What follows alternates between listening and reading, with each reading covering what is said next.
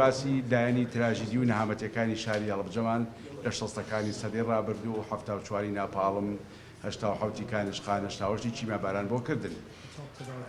و لە پاڵ ئەوە شاوتمان جگەلەوە لایەنی ژیانی جوانیش لە هەڵەبجا هەیە مێژوێکی گەشی لە بواری ئەدەب لە بواری فکر لە بواری پێکەوە ژیانی ئاینەکان وەکو کاتی خۆی جوولەکە لێرە بووە ئیسا هەمومان مسلمانین و برایانی هاواری و کاکەیش لێرن بەبێ هیچ بەریەکەوتێک و باسی پێکەوە ژیانی ژنان و پیاوان و ئەنسوری نێر و مێمان بۆکردن و پیان خۆش بوو ئەوان هاوکاری پارێزگاکەمان بە تایبەتی لە بواری کشت و کاڵ لە بواری ئاودانکردنەوە بۆ زەراعات بۆ بەرەمهێنانی میوە میوەجات بکەن.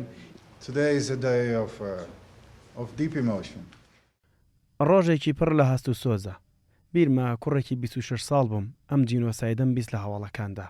باوەڕم بە چاوەکانی خۆم نەدەکرد کە کەسێک بتوانێت کارێکی لەو شەوەیە بکات نەک بە تەنها دژی هەڵەبجە بەڵکو بۆ مرۆڤایەتی هەمووی.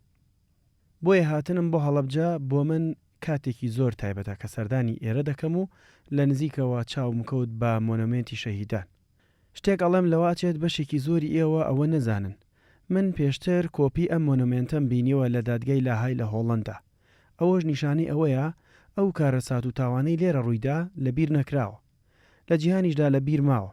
من بەڵێنتان پێدەم ئەو کەسانی تاوانەکەیان ئەنجام داوە دەدرێنە دادگا هەرچەندە کاتی بێت.